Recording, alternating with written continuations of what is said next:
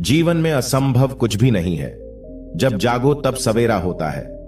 अगर आपको यह लगता है कि मेरे जीवन में बहुत से बुरे काम किए हुए हैं और अब इन गलत कामों को सुधारने के लिए कोई भी विकल्प नहीं है, तो आपको गौतम बुद्ध के जीवन की यह कहानी एक बार अवश्य सुननी चाहिए। तो चलिए कहानी को शुरू करते हैं। तब बता रहे थे। यह सुनकर एक व्यक्ति ने तर्क दिया, शब्दों में क्या रखा है स्वामी जी? उन्हें रटने से क्या लाभ होगा? तब स्वामी जी उसे प्रमाण सहित समझाने के उद्देश्य से नीच, जाहिल, मूर्ख आदि अपशब्दों से संबोधित किया। यह सुनकर वह अत्यंत क्रोधित हो गया और कहने लगा, आप जैसे सन्यासी के मुंह से ऐसे शब्द शोभा नहीं देते। आपके इन कुवचनों से मुंह बहुत आघात पहुंचा है। तब स्वामी जी बोले, भाई वे तो शब्द मात्र थे। आपने ही कहा कि शब्दों में क्या रखा है। मैंने भी तो आपको मात्र शब्द ही कहे, कोई पत्थर तो नहीं मारे। स्वामी जी की बात सुनकर उस व्यक्ति को अपने प्रश्न का जवाब मिल गया कि अब शब्द क्रोध का सकते हैं तो प्रिय वचन भी आशीर्वाद और कृपा दिला सकते हैं।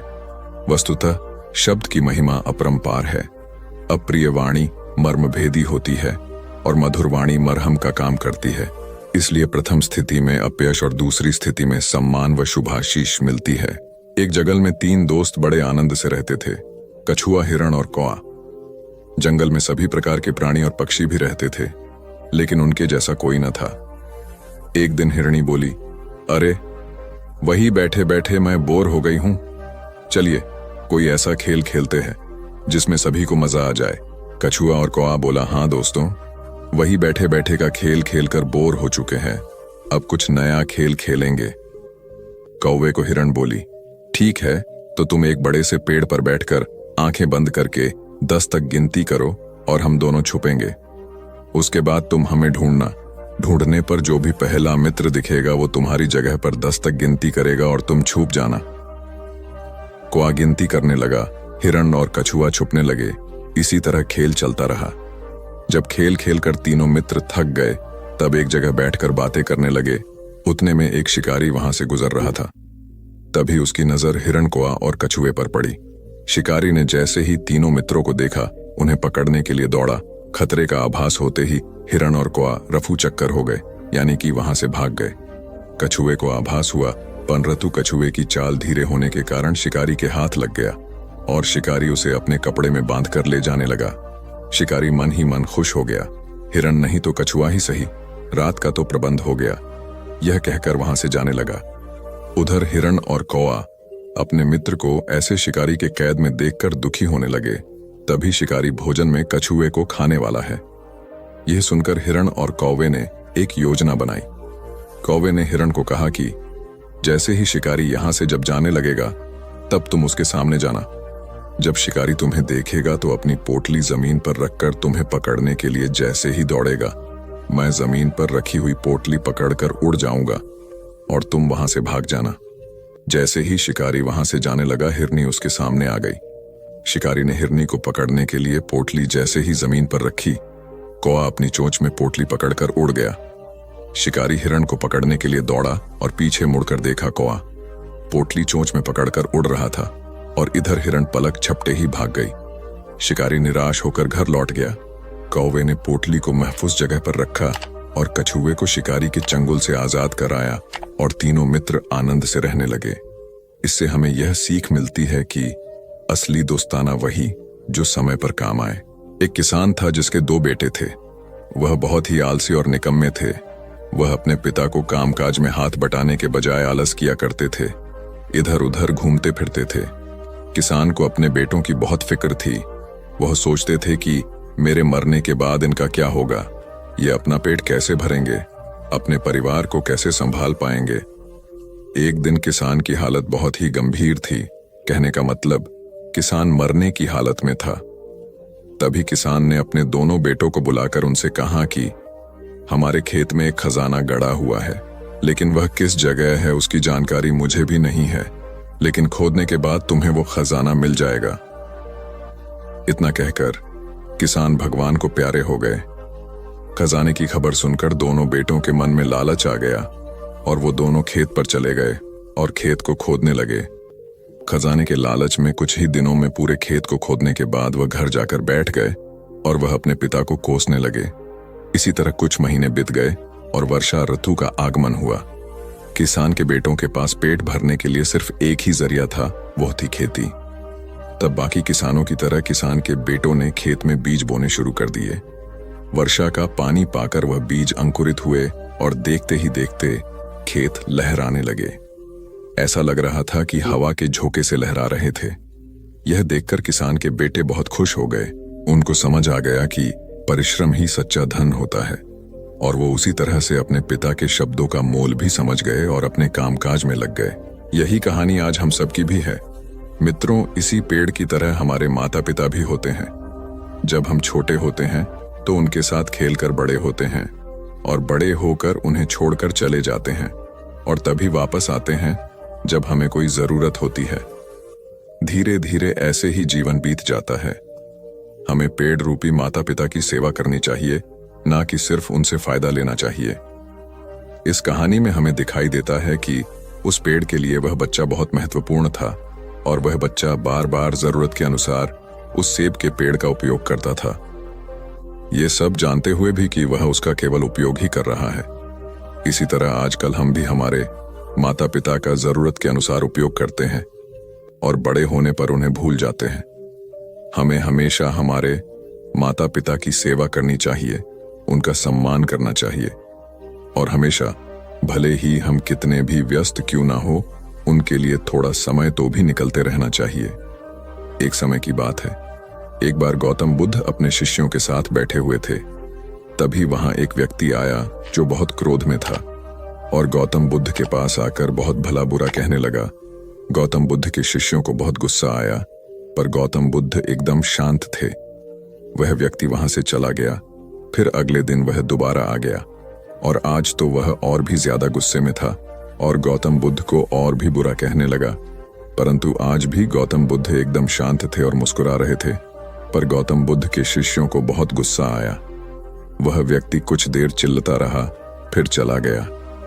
अगले दिन वह व्यक्ति फिर आया, और आज तो हद ही कर दी उसने। आकर गौतम बुद्ध को गाली देने लगा। गौतम बुद्ध के शिष्यों को बहुत गुस्सा आया, परंतु आज भी गौतम बुद्ध एकदम शांत थे। इतना कुछ चलता रहा और बुद्ध मुस्कुरा रहे थे। यह क्रम कुछ दिन चलता रहा। फिर उस व्यक्ति ने आना छोड़ दिया। तब उनके एक शिष्य ने पूछा, गुरुजी, आप चाहते तो पहले दिन ही उस व्यक्ति को भगा सकते थे, पर आपने ऐसा क्यों नहीं किया? तब गौतम बुद्ध ने बड़ी नम्रता से कहा, अगर कोई व्यक्ति हमें कोई उपहार दे और हम उसे लेने से मना कर दे तो वह व्यक्ति क्या करेगा? शिष्य ने कहा, वह व्यक्ति अपना उपहार लेकर लौट जाएगा। तब गौतम बुद्ध ने कहा, मैंने भी ऐसा ही किया। उस व्यक्ति ने मुझे उपशब्द रूपी उपहार दिया, मैंने उसे लेने से मना कर दिया, मतलब उस पर कोई भी प्रतिक्रिया नहीं दी, तो व्यक्ति अपने वह अपशब्द वापस लेकर लौट गया। एक व्यक्ति की 3 साल की बेटी थी। एक दिन उस व्यक्ति ने देखा कि उसकी बेटी उसके एक बहुत सुंदर और महंगे गोल्ड पैकिंग पेपर से एक बॉक्स को लपेट रही थी। ये देखकर उस व्यक्ति को बहुत गुस्सा आया है। उसने अपनी बेटी को बहुत डांटा, तुमने मेरे इतनी कीमती पेपर को बेकार कर दिया, वो भी बिना किसी मतलब के। तुम इसे अच्छे काम के लिए उपयोग करती तो अच्छा लगता, पर तुमने एक बेकार से डिब्बे को उसमें लपेट दिया। कुछ दिन बीते, दिवाली का दिन आया। उस व्यक्ति ने अपनी बेटी को गिफ्ट दिया। बेटी ने भी वही सुंदर सा गोल्डन बॉक्स पापा को दिया। उसके पापा पहले तो उसे देखकर बहुत खुश हुए, पर जैसे ही उन्होंने उस डिब्बे को खोला, वह खाली था। यह देखकर उस व्यक्ति ने अपनी बेटी को घूरा और कहा, क्या तुम्हें इतना भी नहीं पता कि किसी को खाली डिब्बा नहीं देते? लड़की कुछ देर शांत रही, फिर बोली, पापा, ये डिब्बा खाली नहीं है, मैंने इसमें बहुत सारे किस आपके लिए रखे हैं। कभी कभी आप जल्दी ऑफिस चले जाते हैं और मैं सोती रह जाती हूं, तो आप इसमें से एक किस ले जा सकते हैं। बेटी की बात सुनकर उस व्यक्ति की आंख भर आई। एक गांव में एक लड़का रहता था। उसके घर की आर्थिक स्थिति ठीक नहीं थी। उसके मन में विचार आया, किसी बड़े शहर में जाकर वह नौकरी करे। वह कलकत्ता गया और नौकरी ढूंढने लगा। बहुत खोज के बाद उसे एक सेठ के घर में नौकरी मिल गई। नौकरी 6 आने रोज की थी। काम था सेठ को रोज 6 घंटे अखबार और किताब पढ़कर सुनाना। लड़के को नौकरी की जरूरत थी, तो उसने वह नौकरी स्वीकार कर ली। एक दिन की बात है, लड़के को दुकान के कोने में 100 के 8 नोट पड़े मिले। उसने चुपचाप उन्हें अखबार और किताबों से ढक दिया। दूसरे दिन रुपयों की खोजबीन हुई। लड़का सुबह जब दुकान पर आया तो उससे पूछा गया। लड़के ने तुरंत ही प्रसन्नता से रुपये निकालकर ग्राहक को दे दिए। वह बहुत ही खुश हुआ। लड़के के ईमानदारी से सबको बहुत प्रसन्नता हुई। सेठ भी लड़के से बहुत खुश हुआ। सेठ ने लड़के को पुरस्कार देना चाहा तो लड़के ने लेने से मना कर दिया। लड़के ने कहा, सेठ जी में करने को कहा है, बेशक तुम कर सकती हो, किंतु अकेले अपने दम पर नहीं कर सकती। कुल्हाड़ी ने चिढ़कर कहा, क्यों? मुझ में किस बात की कमी है? डंडा बोला, जब तक मैं तुम्हारी सहायता न करूं, तुम यह सब नहीं कर सकती हो। जब तक मैं हत्या बनकर तुम में न लगाया जाऊं, तब कोई किसे पकड़कर तुमसे ये सारे काम लेगा?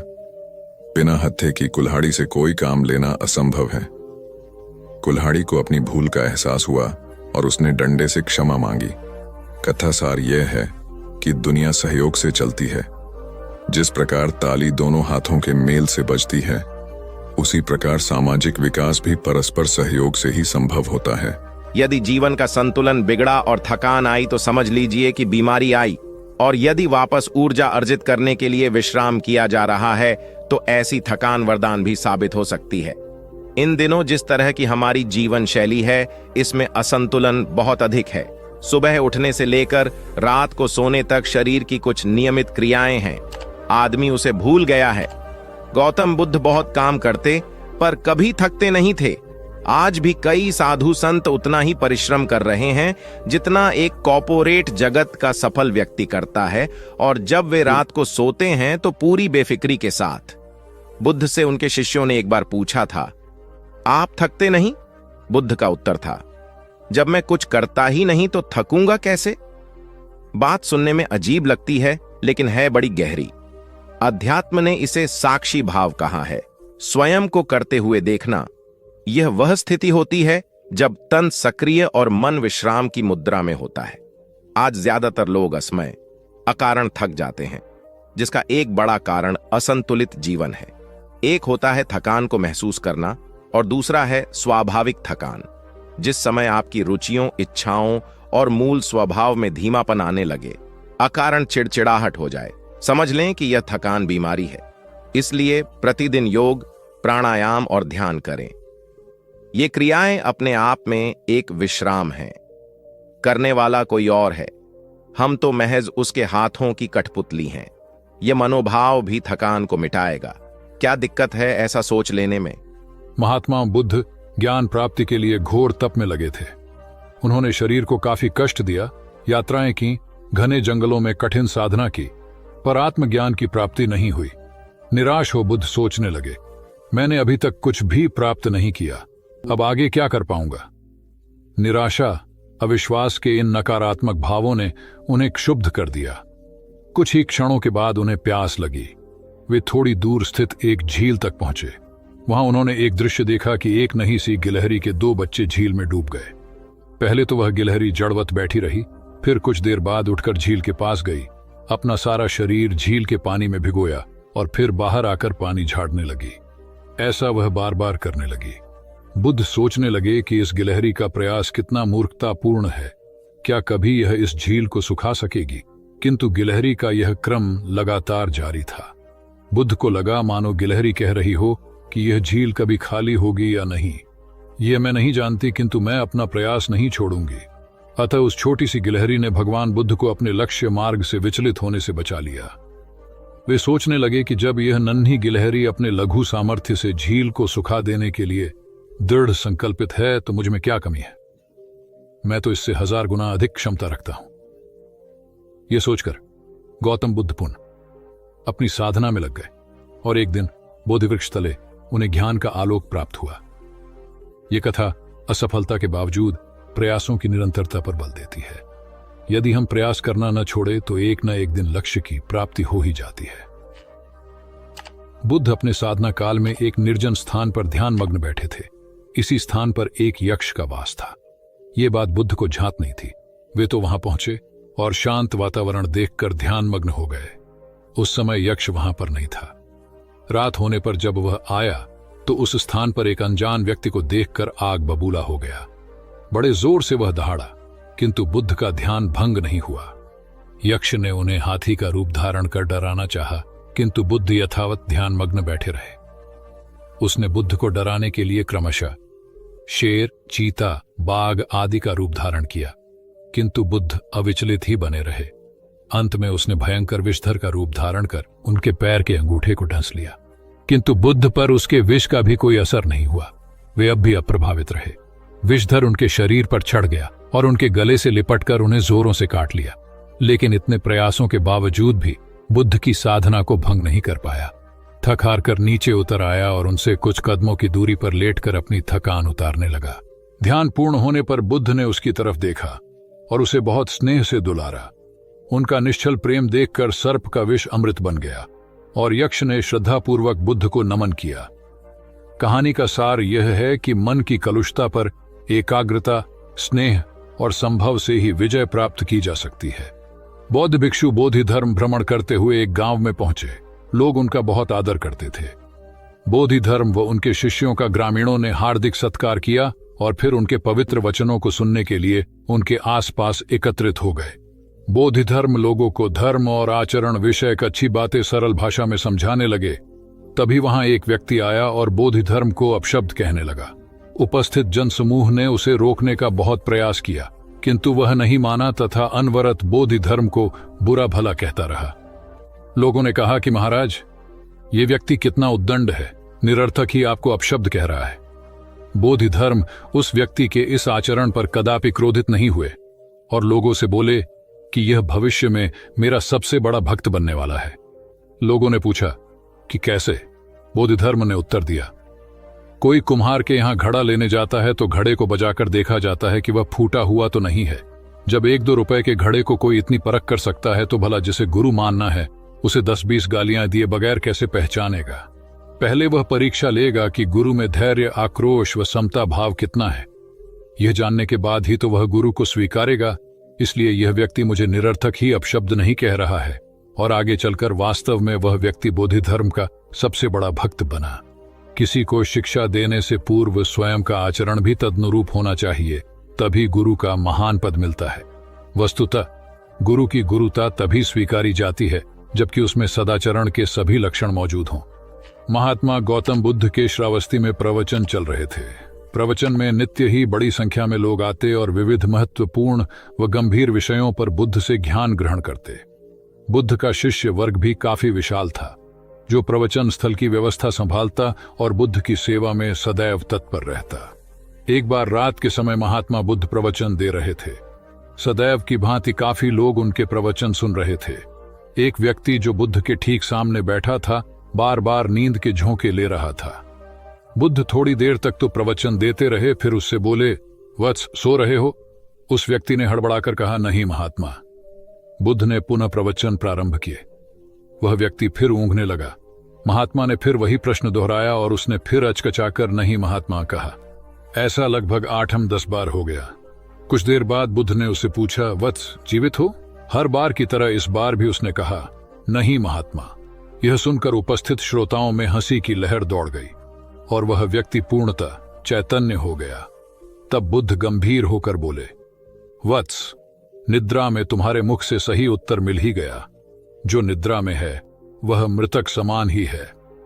महात्मा बुद्ध का संकेत था कि गुरु से ज्ञान ग्रहण करते वक्त सजगता अत्यंत आवश्यक है। गाफिल रहने की स्थिति में ज्ञान की प्राप्ति पूर्ण नहीं होती और अधकचरा ज्ञान सदैव खतरनाक साबित होता है। कथा सिद्धार्थ के जीवन के उस दौर की है जब वे बुद्धत्व को प्राप्त नहीं हुए थे और निरंजना नदी के तटीय वनों में वृक्ष के नीचे ध्यान करते थे। सिद्धार्थ प्रतिदिन ध्यान करने के बाद पास के किसी गांव में चले जाते और भिक्षा मांगकर लौट आते।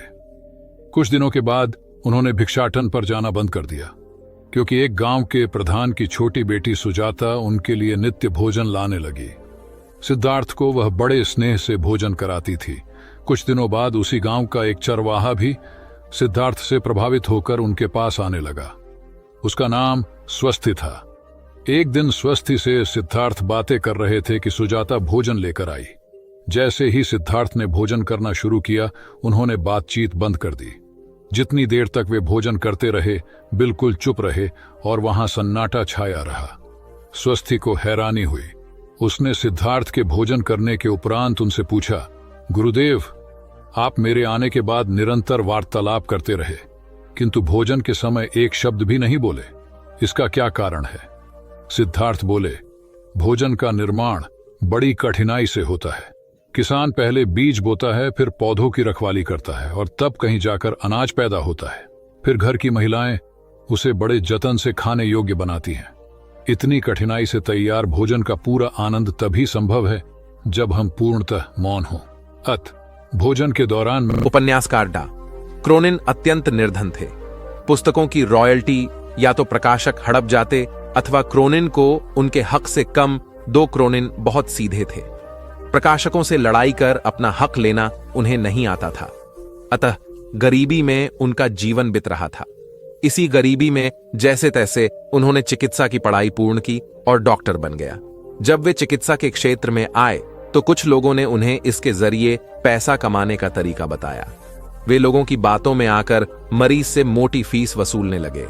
वे किसी भी निधन पर दया नहीं करता और पूरा चिकित्सा खर्च लेते। यह देखकर क्रोनिन की पत्नी बहुत दुखी हुई। वे अत्यंत दयालु थीं। पति की गरीबों के साथ यह निर्दय देख एक दिन वे बोली, हम गरीब ही ठीक थे, हमसे कम दिल में दया तो थी। उस दया को खोकर तो हम कंगाल हो गए, अब मनुष्य ही नहीं रहे। पत्नी की मर्मस्पर्शी बात सुनकर डा क्रोनिन को आत्मबोध हुआ और उन्होंने अपनी पत्नी से कहा, तुम सच कह रही हो। व्यक्ति धन से नहीं मन से धनी होता है। तुमने सही समय पर सही राह दिखाई, अन्यथा हम अमानवीयता की गहरी खाई में गिर जाते तो कभी उठ ही नहीं पाते। कथा का निहितार्थ यह है कि जब मनुष्य अपनी मानवीयता की मूल पहचान से डिगने लगता है तो सामाजिक नैतिकता तो खंडित होती ही है, वह स्वयं भी भीतर खोखला हो जाता है, क्योंकि ऐसा उनकी पवित्र संस्कारशीलता बलि छड़ चुकने के बाद ही होता है। बौद्ध धर्म का व्यापक प्रचार प्रसार हो चुका था। अनेक बौद्ध मठ स्थापित हो चुके थे। सभी मठों में योग्य आचार्य व कुलपित की नियुक्ति की जानी थी ताकि वे बौद्ध धर्म के समुचित प्रसार में अपनी महती भूमिका निभा सकें। आचार्य व कुलपति की नियुक्ति में उनके ज्ञान और विवेक के अतिरिक्त उनकी परहित रुचि को भी विशेष रूप से परखा जाता था, क्योंकि मठ सामूहिक हितों को प्रमुखता देते थे। एक बड़े बौद्ध मठ के लिए योग्य कुलपति की नियुक्ति उन दिनों चर्चा का विषय थी। उस बौद्ध मठ के आचार्य ज्ञान और विवेक के धनी मोदगल्यायन थे। कुलपति पद के लिए 3 उम्मीदवार थे और तीनों ही योग्य थे, किंतु चुनाव तो एक का ही करना था, अतः तीनों की परीक्षा लेने के लिए तीनों को जंगल में भेजा गया। आचार्य मोदगल्यायन उनकी परीक्षा लेने के लिए पहले ही जंगल में पहुंच गए। उन्होंने मार्ग में कांटे बिछा दिए। संध्या होने तक तीनों उम्मीदवार भी वहां आ पहुंचे। मार्ग में कांटे देखकर तीनों रुके। एक ने कुछ सोचकर अपना रास्ता बदल लिया, दूसरे ने कांटों पर से कूदकर रास्ता पार किया, तीसरा मार्ग से कांटे हटाने लगा ताकि मार्ग दूसरों के लिए निष्कंटक बन जाए। आचार्य मोदगल्यायन ने छुपकर यह देखा। यह सब देखकर आचार्य मोदगल्यायन ने इस तीसरे उम्मीदवार को यह कहते हुए कुलपित घोषित किया कि मठ में सत्प्रवृत्तियों को परंपरा वही डाल सकेगा जो सभी का ध्यान रख सके और अपने आचरण से प्रेरणा देने की क्षमता रखता हो। कथा का सार यह है कि निजी हितों पर सामूहिक हितों को वरीयता देने वाला ही सच्चा नेतृत्व करता होता है। एक गुरु और शिष्य तीर्थाटन हेतु जा रहे थे। चलते चलते शाम घिर आई तो दोनों एक पेड़ के नीचे रात्रि विश्राम के लिए रुक गए। गुरुजी रात्रि में मात्र 3-4 घंटे ही सोते थे, इसलिए उनकी नींद जल्दी पूर्ण हो गई। वे शिष्य को जगाए बिना दैनिक कार्यों से निवृत्त हो पूजा पाठ में लग गए। इसी बीच उन्होंने एक विषधर सर्प को अपने शिष्य की ओर जाते देखा। चूंकि गुरुजी पशु पक्षियों की भाषा समझते थे, इसलिए उन्होंने सर्प से प्रश्न किया, सोए हुए मेरे शिष्य को डसने का प्रयोजन है? सर्प ने उत्तर दिया, महात्मन, आपके शिष्य ने पूर्व जन्म में मेरी हत्या की थी, मुझे उससे बदला लेना है। अकाल मृत्यु होने पर मुझे सर्प योनि मिली है। मैं आपके शिष्य को डसकर उसे भी अकाल मृत्यु दूंगा। क्षण भर विचार के उपरांत गुरुजी बोले, मेरा शिष्य अत्यंत सदाचारी व होनहार होने के साथ ही अच्छा साधक भी है, फिर तुम उसे मरकर विश्व को उसके ज्ञान और प्रतिभा से क्यों वंचित कर रहे हो? स्वयं भी इस कार्य से मुक्ति नहीं मिलेगी। किंतु सर्प का निश्चय नहीं बदला। तब गुरुजी ने एक प्रस्ताव को रखते हुए कहा, मेरे शिष्य की साधना अभी अधूरी है, उसे अभी इस क्षेत्र में बहुत कुछ करना है, जबकि मेरे लक्ष्य पूर्ण हो चुके हैं। मेरे नाश में किसी की हानि नहीं है, अतः उसके स्थान पर मुझे 10 लो। गुरु का यह स्नेह देखकर सर्प का हृदय परिवर्तन हो गया और वह उन्हें प्रणाम कर वहां से चला गया। वस्तुतः गुरु की गुरुता न केवल शिष्य को ज्ञान देने में, बल्कि उसे पूर्ण परिपक्व होने तक उसकी रक्षा करने में निहित है। स्वामी विवेकानंद के प्रवचन ज्ञान युक्त और तर्क आधारित होते थे। ज्ञान, भक्ति और कर्म विषयक जटिल से जटिल प्रश्नों का समाधान स्वामी जी अपनी सहज मेघा से कर देते थे। जिज्ञासुओं का जमावड़ा उनके आसपास हमेशा लगा रहता था। प्रवचन के दौरान या प्रवचन समाप्ति के उपरांत भी कई बार ऐसा होता था कि जिज्ञासुओं की ओर से प्रश्न आते रहते और स्वामी जी उन प्रश्नों का संतुष्टिजनक उत्तर देते। एक बार स्वामी जी अपने प्रवचन में भगवान के नाम की महत्ता बता रहे थे। यह सुनकर एक व्यक्ति ने तर्क दिया, शब्दों में क्या रखा है स्वामी जी? उन्हें रटने से क्या लाभ होगा? तब स्वामी जी उसे प्रमाण सहित समझाने के उद्देश्य से नीच, जाहिल, मूर्ख आदि अपशब्दों से संबोधित किया। यह सुनकर वह अत्यंत क्रोधित हो गया और कहने लगा, आप जैसे सन्यासी के मुंह से ऐसे शब्द शोभा नहीं देते। आपके इन कुवचनों से मुंह बहुत आघात पहुंचा है। तब स्वामी जी बोले, भाई वे तो शब्द मात्र थे। आपने ही कहा कि शब्दों में क्या रखा है। मैंने भी तो आपको मात्र शब्द ही कहे, कोई पत्थर तो नहीं मारे।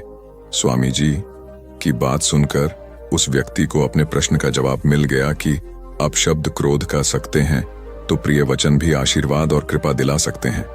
वस्तुतः शब्द की महिमा अपरंपार है।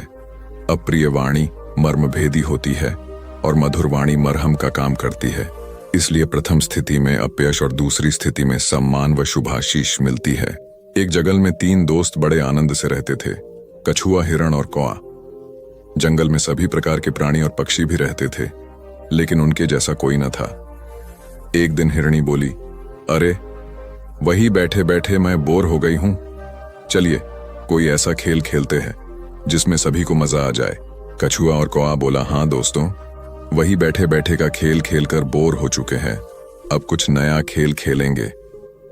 कौवे को हिरण बोली, ठीक है, तो तुम एक बड़े से पेड़ पर बैठकर आंखें बंद करके 10 तक गिनती करो और हम दोनों छुपेंगे।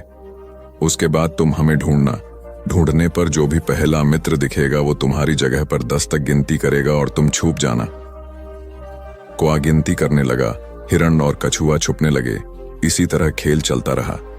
जब खेल खेलकर तीनों मित्र थक गए, तब एक जगह बैठकर बातें करने लगे। उतने में एक शिकारी वहां से गुजर रहा था। तभी उसकी नजर हिरण, कौआ और कछुए पर पड़ी। शिकारी ने जैसे ही तीनों मित्रों को देखा, उन्हें पकड़ने के लिए दौड़ा। खतरे का आभास होते ही हिरण और कौआ रफू चक्कर हो गए, यानी कि वहां से भाग गए।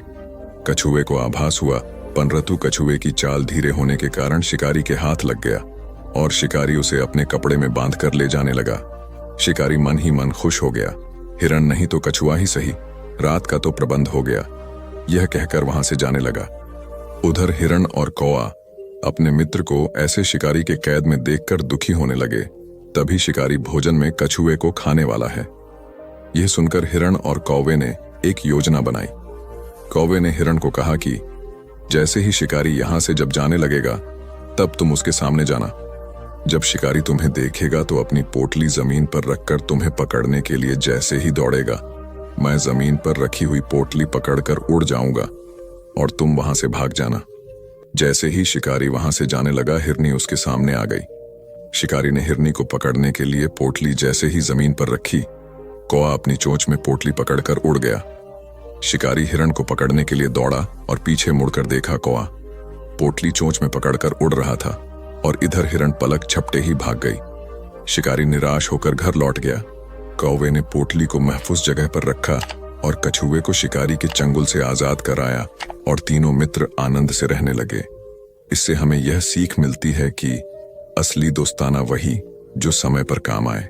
एक किसान था जिसके 2 बेटे थे। वह बहुत ही आलसी और निकम्मे थे। वह अपने पिता को कामकाज में हाथ बटाने के बजाय आलस किया करते थे, इधर उधर घूमते फिरते थे। किसान को अपने बेटों की बहुत फिक्र थी। वह सोचते थे कि मेरे मरने के बाद इनका क्या होगा, ये अपना पेट कैसे भरेंगे, अपने परिवार को कैसे संभाल पाएंगे। एक दिन किसान की हालत बहुत ही गंभीर थी। कहने का मतलब किसान मरने की हालत में था। तभी किसान ने अपने दोनों बेटों को बुलाकर उनसे कहा कि हमारे खेत में एक खजाना गड़ा हुआ है, लेकिन वह किस जगह है उसकी जानकारी मुझे भी नहीं है, लेकिन खोदने के बाद तुम्हें वो खजाना मिल जाएगा। इतना कहकर किसान भगवान को प्यारे हो गए। खजाने की खबर सुनकर दोनों बेटों के मन में लालच आ गया और वो दोनों खेत पर चले गए और खेत को खोदने लगे। खजाने के लालच में कुछ ही दिनों में पूरे खेत को खोदने के बाद वह घर जाकर बैठ गए और वह अपने पिता को कोसने लगे। इसी तरह कुछ महीने बीत गए और वर्षा ऋतु का आगमन हुआ। किसान के बेटों के पास पेट भरने के लिए सिर्फ एक ही जरिया था, वो थी खेती। तब बाकी किसानों की तरह किसान के बेटों ने खेत में बीज बोने शुरू कर दिए। वर्षा का पानी पाकर वह बीज अंकुरित हुए और देखते ही देखते खेत लहराने लगे। ऐसा लग रहा था कि हवा के झोंके से लहरा रहे थे। यह देखकर किसान के बेटे बहुत खुश हो गए। उनको समझ आ गया कि परिश्रम ही सच्चा धन होता है और वो उसी तरह से अपने पिता के शब्दों का मोल भी समझ गए और अपने कामकाज में लग गए। यही कहानी आज हम सबकी भी है। मित्रों, इसी पेड़ की तरह हमारे माता पिता भी होते हैं। जब हम छोटे होते हैं तो उनके साथ खेलकर बड़े होते हैं और बड़े होकर उन्हें छोड़कर चले जाते हैं और तभी वापस आते हैं जब हमें कोई जरूरत होती है। धीरे धीरे ऐसे ही जीवन बीत जाता है। हमें पेड़ रूपी माता पिता की सेवा करनी चाहिए, ना कि सिर्फ उनसे फायदा लेना चाहिए। इस कहानी में हमें दिखाई देता है कि उस पेड़ के लिए वह बच्चा बहुत महत्वपूर्ण था और वह बच्चा बार बार जरूरत के अनुसार उस सेब के पेड़ का उपयोग करता था, ये सब जानते हुए भी कि वह उसका केवल उपयोग ही कर रहा है। इसी तरह आजकल हम भी हमारे माता पिता का जरूरत के अनुसार उपयोग करते हैं और बड़े होने पर उन्हें भूल जाते हैं। हमें हमेशा हमारे माता पिता की सेवा करनी चाहिए, उनका सम्मान करना चाहिए और हमेशा, भले ही हम कितने भी व्यस्त क्यों ना हो, उनके लिए थोड़ा समय तो भी निकलते रहना चाहिए। एक समय की बात है, एक बार गौतम बुद्ध अपने शिष्यों के साथ बैठे हुए थे। तभी वहां एक व्यक्ति आया जो बहुत क्रोध में था और गौतम बुद्ध के पास आकर बहुत भला बुरा कहने लगा। गौतम बुद्ध के शिष्यों को बहुत गुस्सा आया, पर गौतम बुद्ध एकदम शांत थे। वह व्यक्ति वहां से चला गया। फिर अगले दिन वह दोबारा आ गया और आज तो वह और भी ज्यादा गुस्से में था और गौतम बुद्ध को और भी बुरा कहने लगा। परंतु आज भी गौतम बुद्ध एकदम शांत थे और मुस्कुरा रहे थे, पर गौतम बुद्ध के शिष्यों को बहुत गुस्सा आया। वह व्यक्ति कुछ देर चिल्लाता रहा, फिर चला गया। अगले दिन वह व्यक्ति फिर आया और आज तो हद ही कर दी उसने। आकर गौतम बुद्ध को गाली देने लगा। गौतम बुद्ध के शिष्यों को बहुत गुस्सा आया, परंतु आज भी गौतम बुद्ध एकदम शांत थे। इतना कुछ चलता रहा और बुद्ध मुस्कुरा रहे थे। यह क्रम कुछ दिन चलता रहा। फिर उस व्यक्ति ने आना छोड़ दिया। तब उनके एक शिष्य ने पूछा, गुरुजी, आप चाहते तो पहले दिन ही उस व्यक्ति को भगा सकते थे, पर आपने ऐसा क्यों नहीं किया? तब गौतम बुद्ध ने बड़ी नम्रता से कहा, अगर कोई व्यक्ति हमें कोई उपहार दे और हम उसे लेने से मना कर दे तो वह व्यक्ति क्या करेगा? शिष्य ने कहा, वह व्यक्ति अपना उपहार लेकर लौट जाएगा। तब गौतम बुद्ध ने कहा, मैंने भी ऐसा ही किया। उस व्यक्ति ने मुझे उपशब्द रूपी उपहार दिया, मैंने उसे लेने से मना कर दिया, मतलब उस पर कोई भी प्रतिक्रिया नहीं दी, तो व्यक्ति अपने वह अपशब्द वापस लेकर लौट गया। एक व्यक्ति की 3 साल की बेटी थी। एक दिन उस व्यक्ति ने देखा कि उसकी बेटी उसके एक बहुत सुंदर और महंगे गोल्ड पैकिंग पेपर से एक बॉक्स को लपेट रही थी। ये देखकर उस व्यक्ति को बहुत गुस्सा आया है। उसने अपनी बेटी को बहुत डांटा, तुमने मेरे इतनी कीमती पेपर को बेकार कर दिया, वो भी बिना किसी मतलब के। तुम इसे अच्छे काम के लिए उपयोग करती तो अच्छा लगता, पर तुमने एक बेकार से डिब्बे को उसमें लपेट दिया। कुछ दिन बीते, दिवाली का दिन आया। उस व्यक्ति ने अपनी बेटी को गिफ्ट दिया। बेटी ने भी वही सुंदर सा गोल्डन बॉक्स पापा को दिया। उसके पापा पहले तो उसे देखकर बहुत खुश हुए, पर जैसे ही उन्होंने उस डिब्बे को खोला, वह खाली था। यह देखकर उस व्यक्ति ने अपनी बेटी को घूरा और कहा, क्या तुम्हें इतना भी नहीं पता कि किसी को खाली डिब्बा नहीं देते? लड़की कुछ देर शांत रही, फिर बोली, पापा, यह डिब्बा खाली नहीं है, मैंने इसमें बहुत सारे किस आपके लिए रखे हैं। कभी कभी आप जल्दी ऑफिस चले जाते हैं और मैं सोती रह जाती हूं, तो आप इसमें से एक किस ले जा सकते हैं। बेटी की बात सुनकर उस व्यक्ति की आंख भर आई। एक गांव में एक लड़का रहता था। उसके घर की आर्थिक स्थिति ठीक नहीं थी। उसके मन में विचार आया किसी बड़े शहर में जाकर वह नौकरी करे। वह कलकत्ता गया और नौकरी ढूंढने लगा। बहुत खोज के बाद उसे एक सेठ के घर में नौकरी मिल गई। नौकरी 6 आने रोज की थी। काम था सेठ को रोज 6 घंटे अखबार और किताब पढ़कर सुनाना। लड़के को नौकरी की जरूरत थी तो उसने वह नौकरी स्वीकार कर ली। एक दिन की बात है, लड़के को दुकान के कोने में 100 के 8 नोट पड़े मिले। उसने चुपचाप उन्हें अखबार और किताबों से ढक दिया। दूसरे दिन रुपयों की खोजबीन हुई। लड़का सुबह जब दुकान पर आया तो उससे पूछा गया। लड़के ने तुरंत ही प्रसन्नता से रुपये निकालकर ग्राहक को दे दिए। वह बहुत ही खुश हुआ। लड़के के ईमानदारी से सबको बहुत प्रसन्नता हुई। सेठ भी लड़के से बहुत खुश हुआ। सेठ ने लड़के को पुरस्कार देना चाहा तो लड़के ने लेने से मना कर दिया।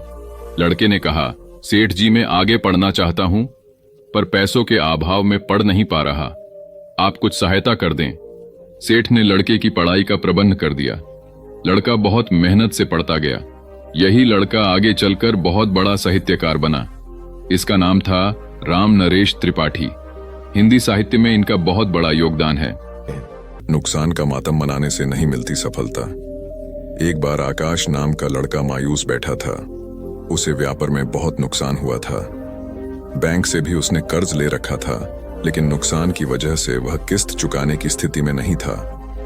उसे डर लग रहा था कि बैंक वाले दबाव बनाने लगेंगे तो वह क्या करेगा। उसे यह भी समझ में नहीं आ रहा था कि आगे कौन सा काम शुरू करें।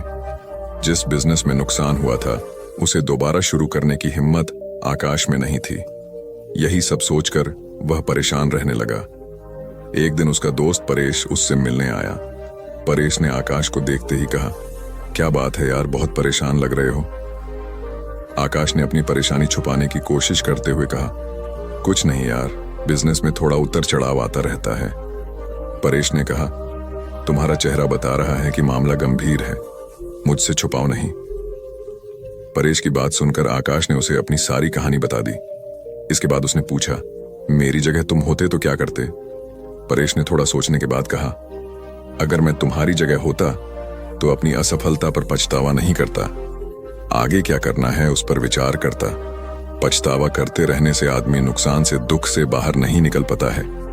मेरी मानो तो तुम नए सिरे से अपने बिजनेस को खड़ा करने की सोचो। मित्र की सलाह के बाद आकाश ने कहा, तुम बात तो ठीक कह रहे हो, लेकिन मुझ में फिर से वही बिजनेस शुरू करने की हिम्मत नहीं है।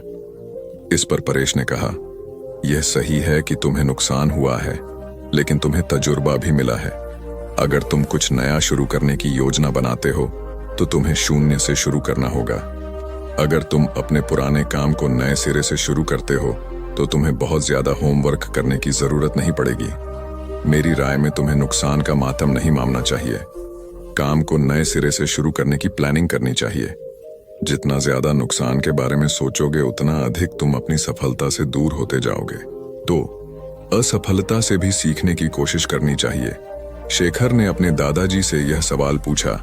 सभी भी अपने जीवन में आगे बढ़ना चाहते हैं, लेकिन बहुत कम लोग ही अपने लक्ष्य तक पहुंच पाते हैं। अगर अपने लक्ष्य तक पहुंचना है तो क्या करना चाहिए।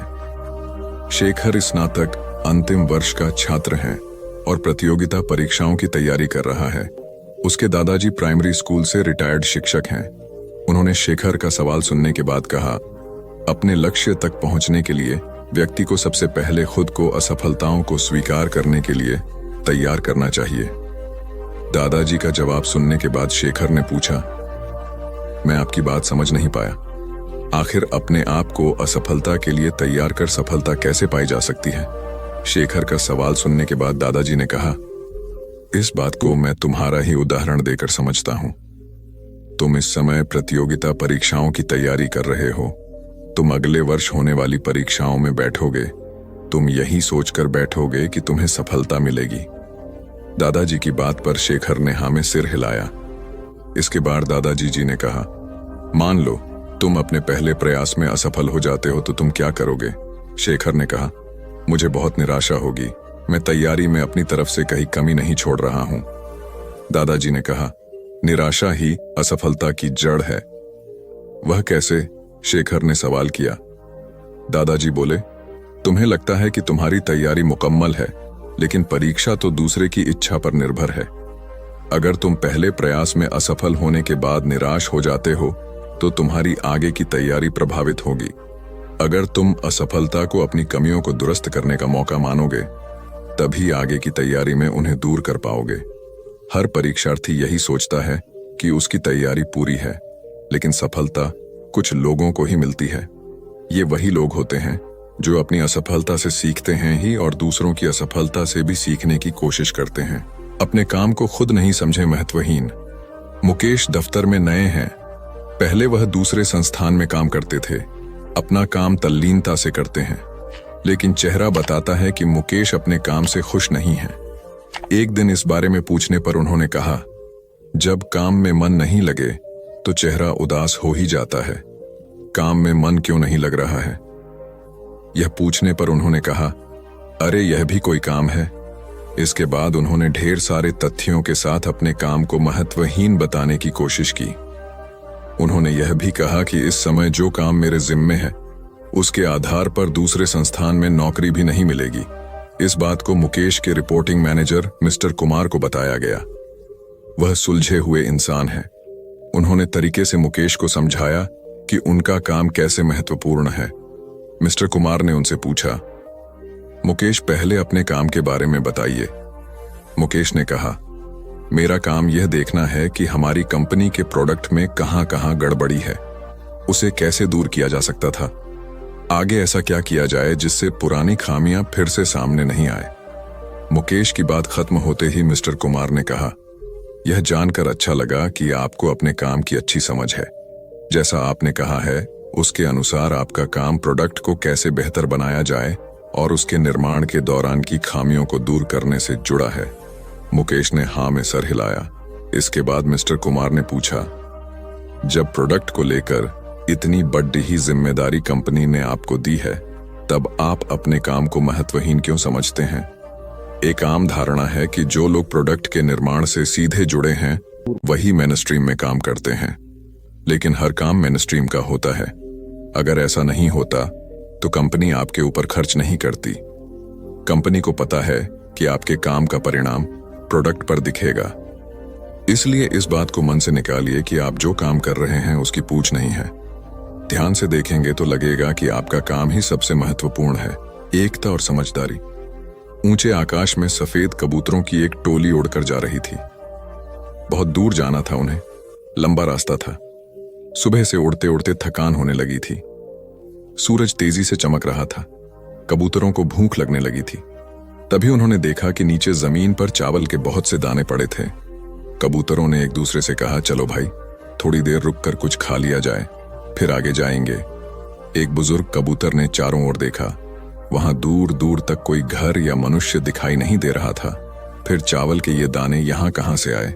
बुजुर्ग कबूतर ने बाकी कबूतरों को समझाया, मुझे लगता है कि यहां कुछ गड़बड़ है, तुम लोग नीचे मत उतरो। लेकिन किसी ने भी उसकी बात नहीं सुनी। सभी कबूतर तेजी से उतरे, दाना चुगने लगे। इतने बढ़िया दाने बहुत दिनों के बाद खाने को मिले थे। वे बहुत खुश थे। जब सभी ने भरपेट खा लिया तो बोले, चलो भाई अब आगे चला जाए। लेकिन यह क्या? जब उन्होंने उड़ने की कोशिश की तो उड़ ही नहीं पाए। दोनों के साथ साथ वहां एक चिड़ीमार का जाल भी था जिसमें उनके पांव फंस गए थे। उन्हें अपनी गलती पर पछतावा हुआ। बूढ़ा कबूतर पेड़ पर बैठकर सब देख रहा था। उसने जब अपने साथियों को मुसीबत में देखा तो फौरन उड़ा और चारों ओर देखा। दूर उसे चिड़ीमार आता दिखाई दिया। वह फौरन लौटा और अपने साथियों को बताया। सब वहां से निकलने का उपाय सोचने लगे। तब बूढ़े कबूतर ने कहा, दोस्तों एकता में बड़ी शक्ति होती है। सब एक साथ उड्डड होगे तो जाल तुम्हें रोक नहीं पाएगा। उसने गिना, 1 2 3। उड़ो सारे कबूतरों ने एक साथ जोर लगाया और जाल उनके साथ उठने लगा। जब तक चिड़ीमार वहां पहुंचा तब तक जाल काफी ऊपर उठ चुका था। वह देखता ही रह गया और कबूतर जाल लेकर उड़ गए। बूढ़ा कबूतर सबसे आगे उड़ रहा था। काफी देर उड़ने के बाद वे नीचे उतरे। वहां कबूतरों के दोस्त चूहे रहते थे। चूहों ने अपने तेज दांतों से जाल काट दिया। इस तरह बूढ़े कबूतर की समझदारी और साथ मिलकर काम करने से सभी कबूतर बच गए। एक शहर में एक बहुत अमीर व्यक्ति रहता था। उसका नाम तो था धनीमल, लेकिन था वह बेहद कंजूस। उसका कहना था कि अगर आप अपना पैसा अपने पास रखेंगे तो सबको पता चल जाएगा कि आपके पास बहुत पैसे हैं, फिर चोर डाकू आपके पीछे पड़ जाएंगे और सारा पैसा लूट कर ले जाएंगे। इसलिए वह अपना सारा पैसा छिपा कर रखता था और खुद एक बहुत गरीब व्यक्ति के समान रहता था। पैबंद लगे कपड़े, घिसे हुए जूते, रूखा सूखा खाना, यह सब देखकर लोग उसे भिखारी समझते थे। जिनको पता था कि वह धनवान है, वे उसे कंजूस कहकर बुलाते थे। एक दिन धनीमल को अपनी संपत्ति को चोरों से बचाने का एक बहुत बढ़िया उपाय समझ में आया। उसने सारे पैसों से बहुत सा सोना खरीद लिया और फिर सारे सोने को पिघलाकर उसका एक बड़ा सा गोला बना लिया। उसने शहर के बाहर जाकर एक पुराने कुएं के पास एक गड्ढा खोदा और सोने का वह गोला उसमें डालकर गड्ढा बंद कर दिया। वह अब निश्चिंत था। अपनी तसल्ली के लिए वह रोज रात को आकर गड्ढे में देख लेता था कि उसका सोना वहां है या नहीं। उसे विश्वास था कि कोई भी चोर इस जगह के बारे में नहीं जान पाएगा, लेकिन ऐसा नहीं हुआ। धीरे धीरे पूरे शहर में यह चर्चा होने लगी कि धनीमल रात में शहर के बाहर जाकर कुछ करता है। एक रात जब उसने गड्ढा खोद कर देखा तो सोना वहां से गायब था। उसे गहरा सदमा लगा और वह चीख कर रोने लगा। उसके रोने की आवाज सुनकर बहुत से लोग वहां आ गए। धनीमल रो रो कर अपना दुख बताने लगा। तब उसके एक पड़ोसी से उसे कहा, धनीमल, तुम एक भारी पत्थर इस गड्ढे में रख दो और समझ लो कि वही तुम्हारा सोना है। यह सुनकर धनीमल को बहुत गुस्सा आया। तुम मेरे सोने को पत्थर जैसे बता रहे हो। वह बोला, देखो धनीमल, वह सोना तुम कभी इस्तेमाल तो करते नहीं थे। एक पत्थर की तरह यहां उसे दबा कर रख दिया था, तो फिर यहां सोना हो या पत्थर, क्या फर्क पड़ता है? उसका पड़ोसी बोला, बात तो ठीक ही थी। धनीमल ने बहुमूल्य सोने को पत्थर के समान मूल्यहीन बना दिया था। उसके बाद धनीमल ने मेहनत करके फिर पैसे कमाए, लेकिन अब वह कंजूस नहीं रहा था।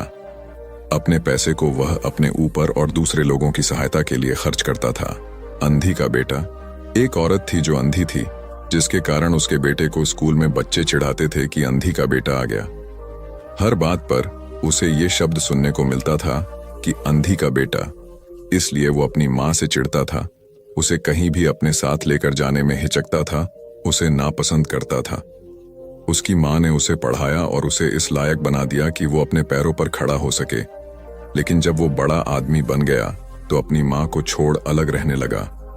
एक दिन एक बूढ़ी औरत उसके घर आई और गार्ड से बोली, मुझे तुम्हारे साहब से मिलना है। जब गार्ड ने अपने मालिक से बोल, तो मालिक ने कहा कि बोल दो मैं अभी घर पर नहीं हूं।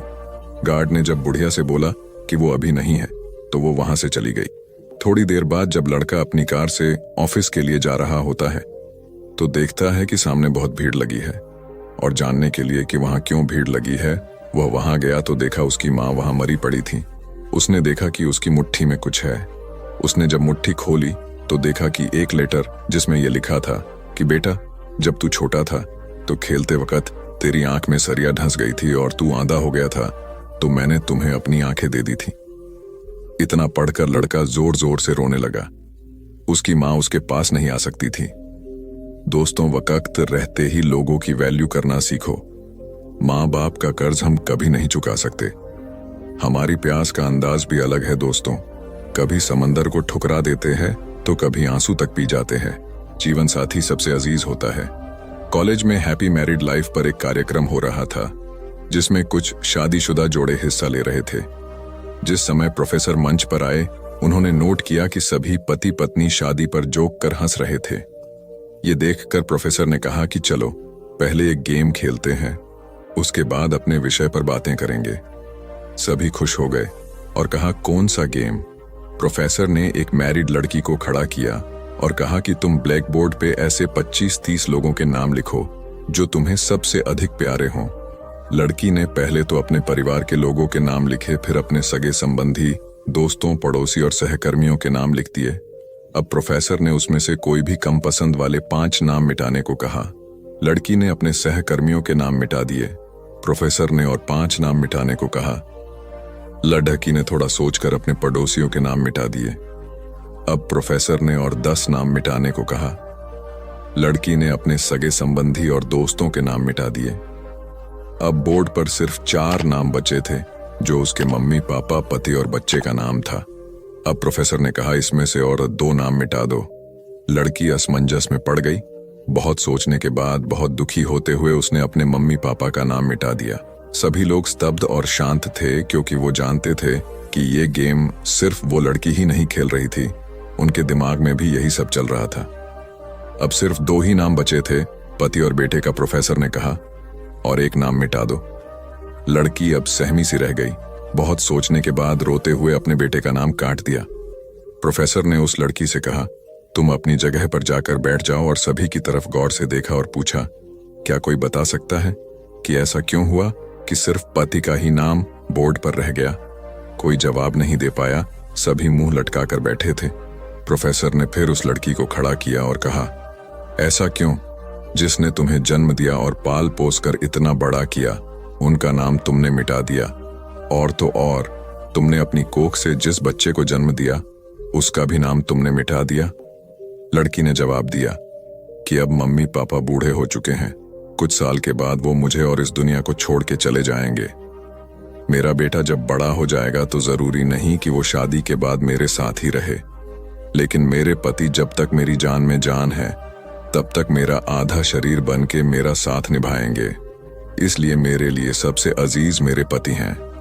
प्रोफेसर और बाकी स्टूडेंट ने तालियों की गूंज से लड़की को सलामी दी। प्रोफेसर ने कहा, तुमने बिल्कुल सही कहा कि तुम और सभी के बिना रह सकती हो, पर अपने आधे अंग अर्थात अपने पति के बिना नहीं रह सकती। मजाक मस्ती तक तो ठीक है, पर हर इंसान का अपना जीवन साथी ही उसको सबसे ज्यादा अजीज होता है। दिमाग का इस्तेमाल कर पक्ष में करें परिस्थितियां। एक शेर जंगल में शिकार पर निकला था। एक लोमड़ी अचानक उसके सामने आ गई।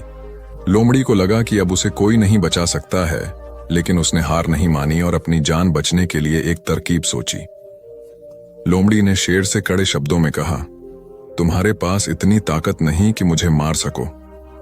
यह सुनकर शेर थोड़ा अचंभित हुआ। उसने पूछा, तुम ऐसा कैसे कह सकती हो? लोमड़ी ने अपनी आवाज और ऊंची करते हुए बोली, मैं तुम्हें सच बता देती हूं।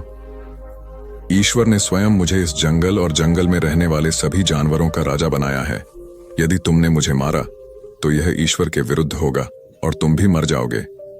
कुछ देर चुप रहने के बाद लोमड़ी ने कहा, अगर विश्वास नहीं हो रहा है तो तुम मेरे साथ जंगल घूमने चलो। तुम मेरे पीछे चलना और देखना कि जंगल के जानवर मुझसे कितना डरते हैं। शेर इसके लिए तैयार हो गया। लोमड़ी निडर होकर शेर के आगे आगे चलने लगी। लोमड़ी के पीछे शेर को चलते देखकर जंगल के दूसरे जानवर डर कर भाग गए। कुछ देर जंगल में घूमने के बाद लोमड़ी ने शेर से सवाल किया, क्या तुम्हें मेरी बात पर विश्वास हुआ? कुछ देर चुप रहने के बाद शेर ने कहा, तुम ठीक कहती हो, जंगल की राजा तुम ही है। परिस्थितियां कितनी भी विपरीत क्यों ना हो, हम अपने दिमाग का इस्तेमाल कर उसे अपने पक्ष में कर सकते हैं। हमारा दिमाग प्रोग्राम के आधार पर काम करने वाला कंप्यूटर नहीं है। दिमाग को आउट ऑफ बॉक्स सोचने की क्षमता है। हर समस्या का समाधान तलाशने की ताकत है। यह तभी संभव होगा जब हम विपरीत परिस्थितियां में भी अपना धैर्य बरकरार रखेंगे। सफल होने के लिए हमेशा सीखते रहें। सिकंदर और रोहित मित्र हैं। दोनों ने एक साथ अपना अपना काम शुरू किया। दोनों मित्रों का व्यापार खूब चला। कुछ समय बाद रोहित ने सोचा कि अब मेरा व्यापार चल पड़ा है, मैं तरक्की करता चला जाऊंगा, इसलिए अब मुझे इस लाइन में कुछ नया सीखने की जरूरत नहीं है। व्यापार में उतार चढ़ाव आते रहते हैं। रोहित के व्यापार में भी ऐसी स्थिति आई और उसे नुकसान झेलना पड़ा। सिकंदर के व्यापार में भी उतार चढ़ाव आए, पर उसे उतना नुकसान नहीं हुआ जितना रोहित को हुआ। रोहित सोचने लगा कि सिकंदर ने अपने नुकसान को नियंत्रित कैसे किया। रोहित ने इस बारे में उससे पूछने का मन बनाया। जब उसने सिकंदर से इस बारे में पूछा, तब सिकंदर ने कहा कि मैं अभी सीख रहा हूं। रोहित ने कहा, मैं समझा नहीं। सिकंदर ने अपनी बात समझाते हुए कहा, मैं अपनी ही नहीं दूसरों की गलतियों और कामयाबी से भी सीखता हूं। इससे मेरे जीवन में एक जैसी परेशानी बार बार नहीं आती। अगर आती भी है तो आसानी से हल हो जाती है। सिकंदर की बात सुनकर रोहित को अपनी गलती का एहसास हुआ। उसे एहसास हुआ कि शुरुआती सफलता के बाद उसने सीखना एकदम छोड़ दिया था। यही वजह है कि अपने व्यापार में होने वाले नुकसान का आकलन वह नहीं कर पाया। जीवन में सफल होने के लिए सीखते रहना जरूरी है। इंसान को हमेशा सीखते रहना चाहिए। इससे उसके भीतर नकारात्मक विचार नहीं आते हैं, बल्कि उसमें सकारात्मक बदलाव आता रहता है और सफलता की सीढ़ियां चढ़ता रहता है। सीखते रहने वाले व्यक्ति को सफलता के अवसर भी ज्यादा मिलते हैं।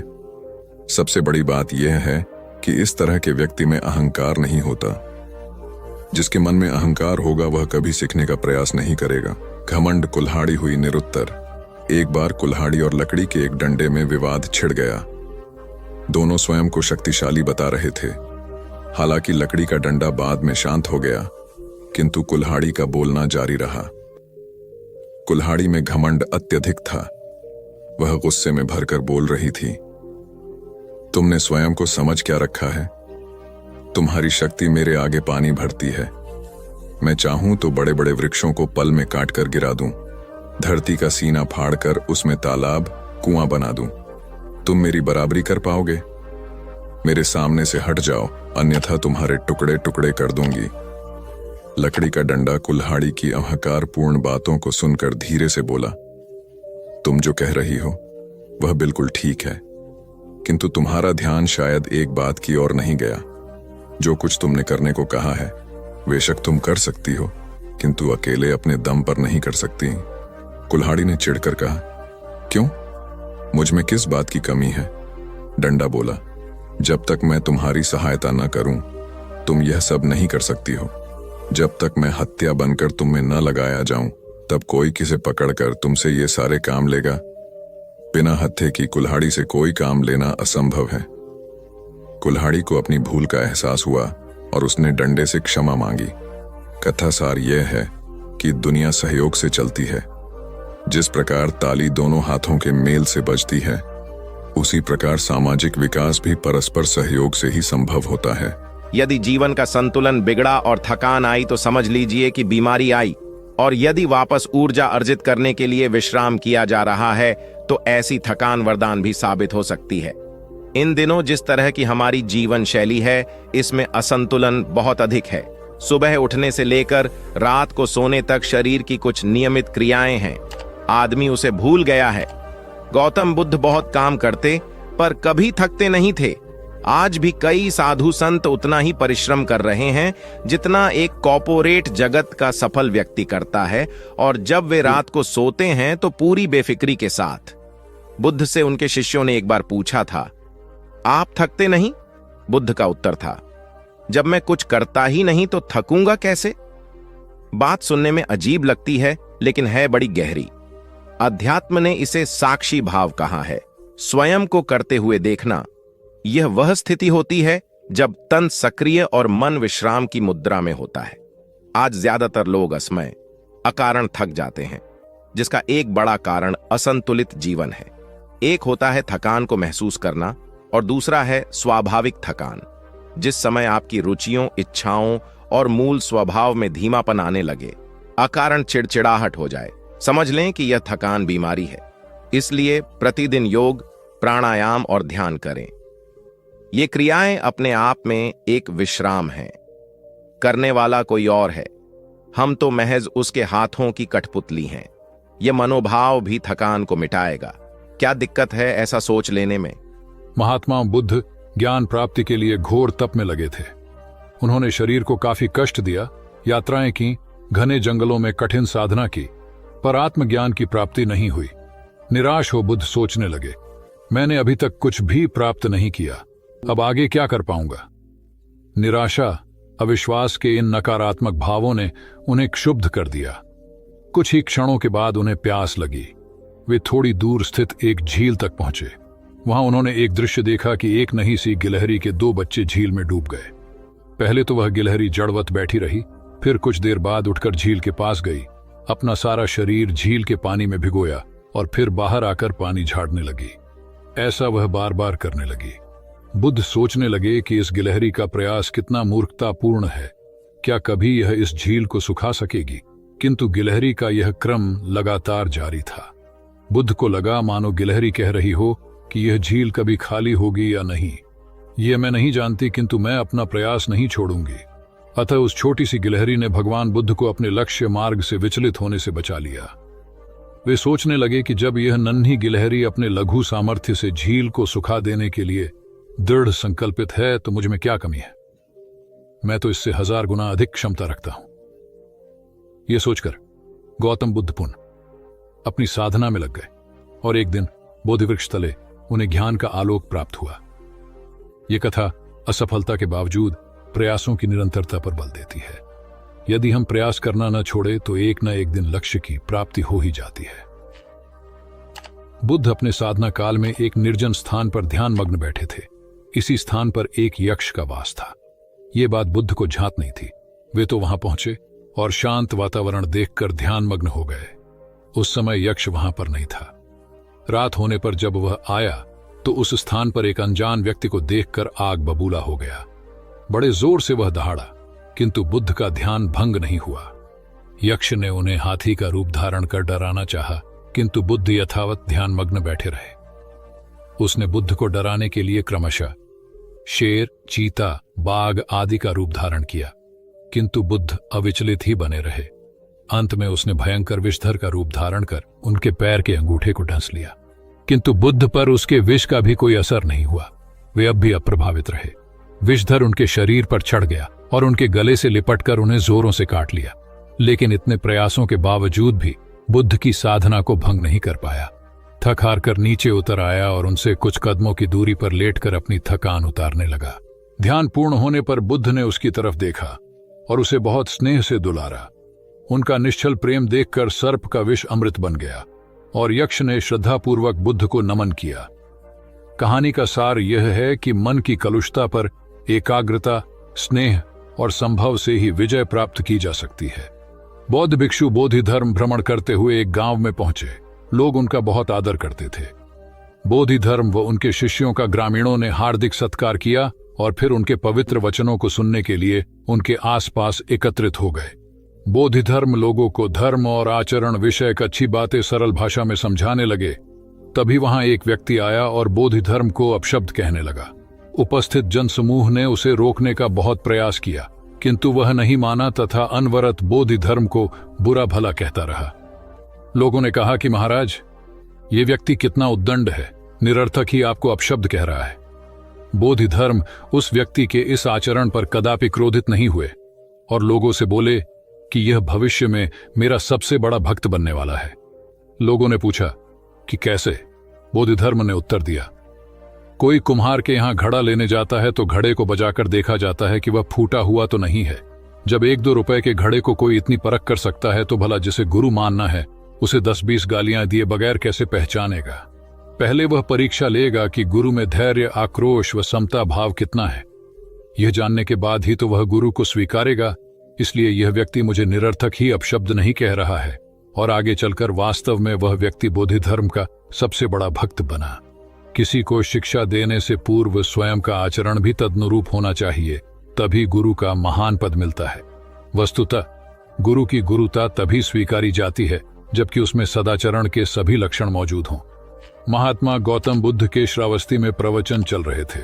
प्रवचन में नित्य ही बड़ी संख्या में लोग आते और विविध महत्वपूर्ण व गंभीर विषयों पर बुद्ध से ज्ञान ग्रहण करते। बुद्ध का शिष्य वर्ग भी काफी विशाल था, जो प्रवचन स्थल की व्यवस्था संभालता और बुद्ध की सेवा में सदैव तत्पर रहता। एक बार रात के समय महात्मा बुद्ध प्रवचन दे रहे थे। सदैव की भांति काफी लोग उनके प्रवचन सुन रहे थे। एक व्यक्ति जो बुद्ध के ठीक सामने बैठा था बार बार नींद के झोंके ले रहा था।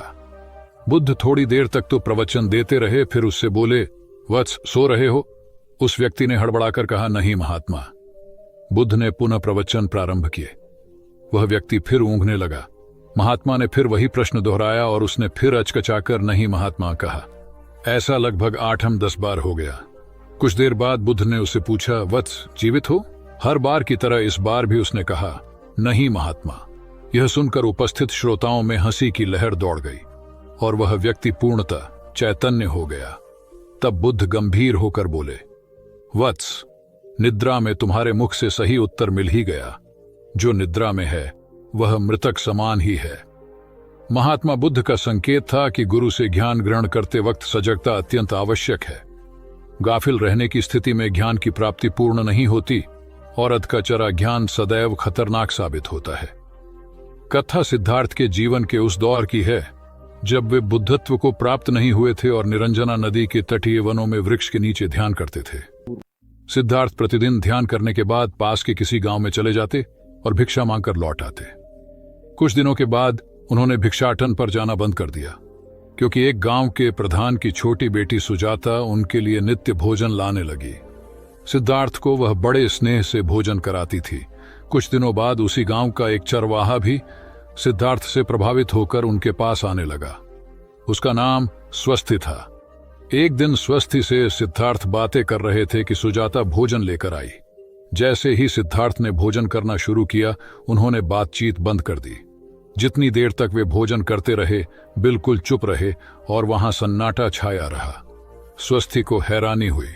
उसने सिद्धार्थ के भोजन करने के उपरांत उनसे पूछा, गुरुदेव, आप मेरे आने के बाद निरंतर वार्तालाप करते रहे, किंतु भोजन के समय एक शब्द भी नहीं बोले। इसका क्या कारण है? सिद्धार्थ बोले, भोजन का निर्माण बड़ी कठिनाई से होता है। किसान पहले बीज बोता है, फिर पौधों की रखवाली करता है और तब कहीं जाकर अनाज पैदा होता है। फिर घर की महिलाएं उसे बड़े जतन से खाने योग्य बनाती हैं। इतनी कठिनाई से तैयार भोजन का पूरा आनंद तभी संभव है जब हम पूर्णतः मौन हों। भोजन के दौरान मैं मौन रहकर उसका पूरा स्वाद लेता हूं। वस्तुतः शांति से किया गया भोजन न केवल शारीरिक भूख को तृप्त करता है, बल्कि मानसिक आनंद और सात्विक ऊर्जा भी देता है। सम्राट अशोक संपूर्ण भारत को अपने राज्य में मिलाना चाहते थे, पर कलिंग के युद्ध में हुए रक्तपात को देखकर उन्हें अत्यधिक दुख पहुंचा। उनकी महत्वाकांक्षा ने जो तबाही मचाई थी, उसे देखकर उन्हें खुद पर ग्लानि हुई। उन्होंने देखा कि लोग दर्द से कराह रहे थे। यह सब विनाश केवल उनकी महत्वाकांक्षा से हुआ था। यह सब देखकर अशोक के मन में विनाश का पथ छोड़कर नेकी के रास्ते पर चलने का विचार जगा। अशोक की राजधानी पाटलिपुत्र थी। पाटलिपुत्र अब पटना के रूप में जाना जाता है। पटना से गया भी अधिक दूर नहीं है, जहां बोधि वृक्ष के नीचे महात्मा बुद्ध को ज्ञान प्राप्त हुआ था। बुद्ध के अष्टप्रद मार्ग, शांति व दया के संदेश ने अशोक के दिलो दिमाग में इतनी उथल पुथल पैदा कर दिया कि उन्होंने उस मार्ग को अपनाने का फैसला किया। इस पथ पर चलने से उन्होंने इतिहास में अपनी अमिट छाप छोड़ी। अशोक ने अपने पुत्र को सिलोन, अब श्रीलंका, और अन्य कई लोगों को सुदूर क्षेत्रों में दूत बनाकर भेजा। एक निर्दयी महत्वाकांक्षा एक ऐसे पवित्र उद्देश्य में बदल चुकी थी जिसमें कुछ अच्छा कर गुजरने की, करुणा और प्रेम के संदेश को चारों ओर फैलाने की इच्छा थी। करुणा केवल दया भावना मात्र नहीं है, ये आपके अंदर दूसरों की मदद करने की तीव्र इच्छा पैदा करती है। इसी भावना ने बुद्ध को भगवान और अशोक को महान बनाया।